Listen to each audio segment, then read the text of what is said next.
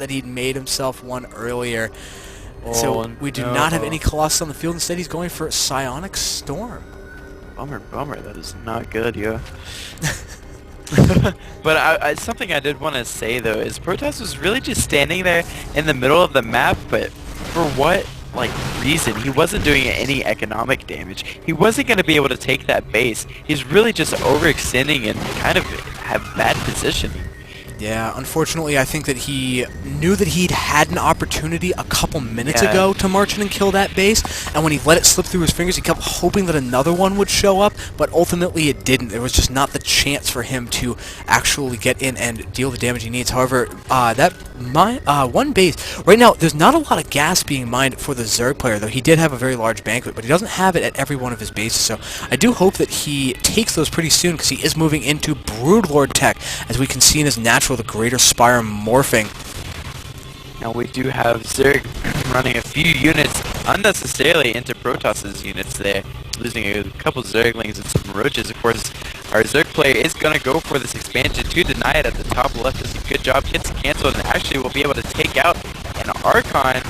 Now we do have some High Templars there with some excellent storms getting off on those Zergs, and roaches, ooh, losing so many to those storms. Yeah, that was a very good way to make his opponent pay for that. He had to cancel a Nexus that was only a little less than halfway done, and in return he killed probably like 20 or 25 Zerglings, so that was really good for him, and you can actually see the supply is now evened out. He doesn't want to engage with his army piecemeal. He wants to wait for the slower parts to catch up to the faster parts before engaging this huge number of infestors that are getting in and landing some very important fungals. He's just spending all of that money as fast as he can, but there's a huge storm on top of the infested Terran. That was very well done. He saw that that was the major threat that was going to be coming his way. Those infested Terrans were all of the infestor energy, which made it so they couldn't be feedbacked, but made it very easy to just storm on top of those basically immobile units. They move so slow even on creep and take out all of them.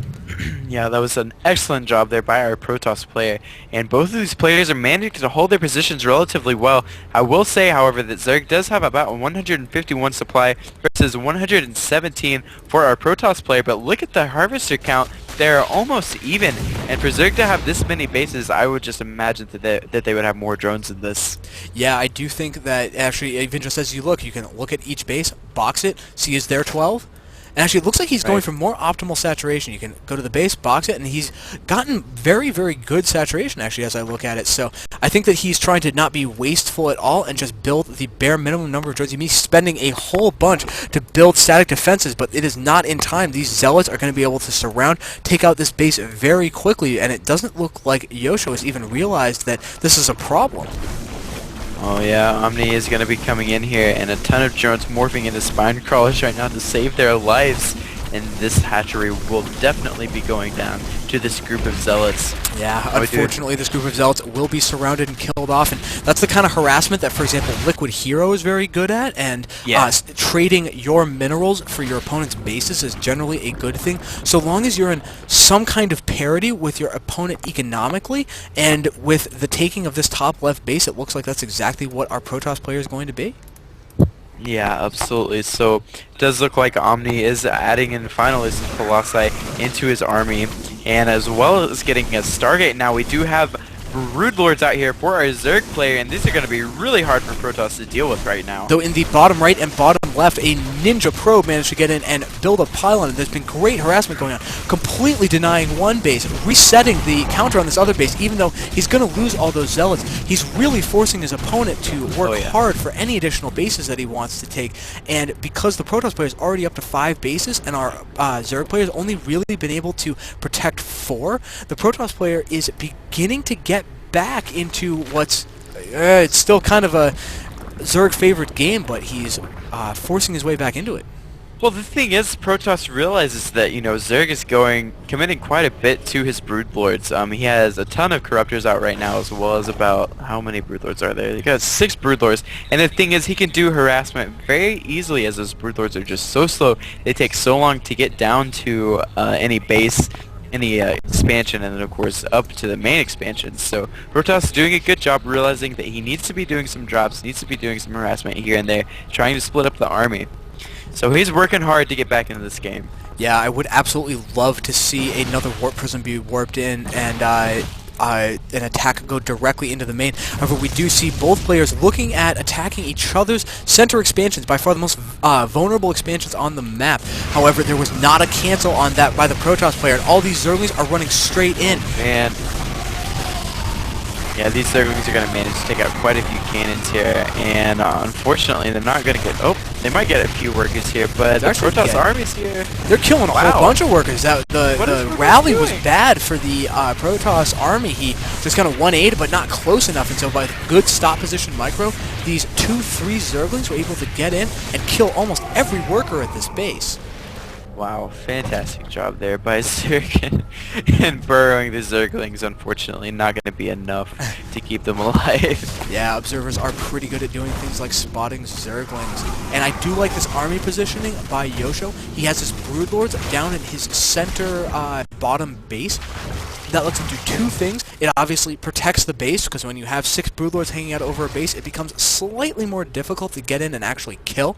But it also puts him in a position to where if his opponent moves out, he can immediately counterattack directly up his opponent's just main attack path and get into the main. Yeah, absolutely. Now we do have one Void Ray running into this, the Zerg army, obviously, and miss micro there. Now, and I don't know if you noticed this, but a mothership is on its way out. It's almost complete here, so that's going to be really nice for Protoss. So we almost have carriers. We do have the fleet bacon, but yeah, yeah, fleet bacon, absolutely delicious, delicious fleet bacon. And we do have a carrier. We do have a carrier on the field. So to that guy in chat, you get your wish, sir. I think that your next wish should be for myself and Pull to become multi-millionaire StarCraft casters. You should type that in the chat, because you have thus far a 100% prediction rate, and that's just hard numbers to argue with. You've been right with every prediction you've made so far. Oh yeah, absolutely. Alright, so we do have some spine crawlers moving up here to do some forward static defense. Always nice, I guess.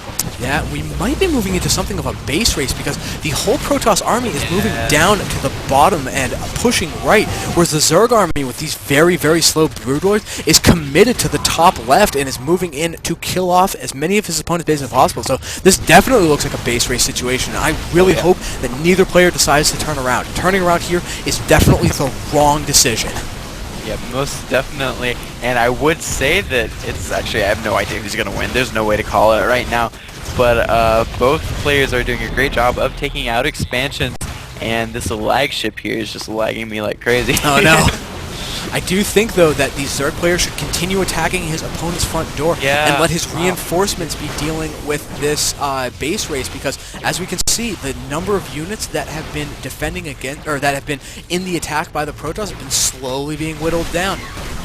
Yeah, most definitely. And that's the thing about base racing against Zerg, is their reinforcements eventually will take you out.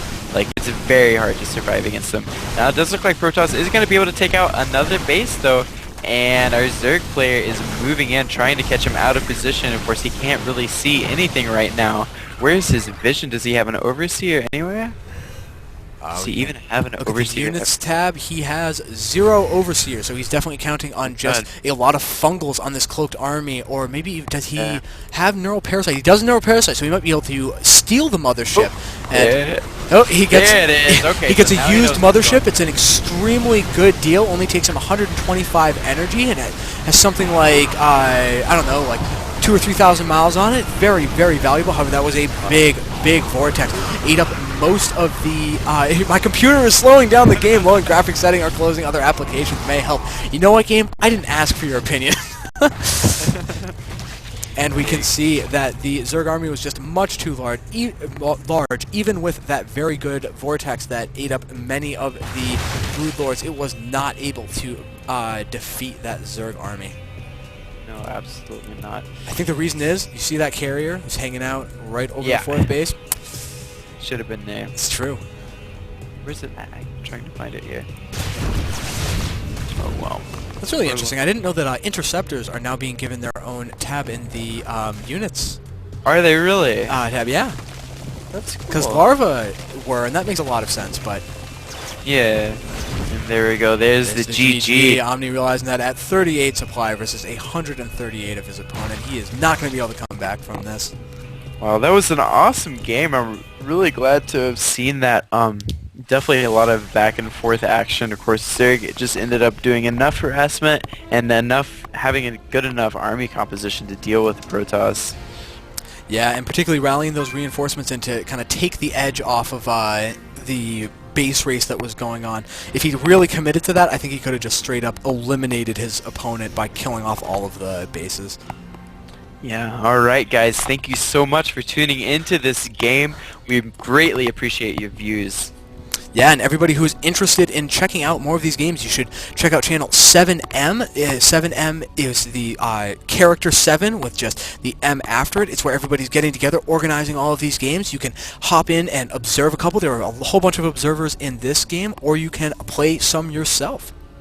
Yeah, alright guys, so this is Pool, and I'm going to go ahead and sign out, guys. And this is Senex. Peace.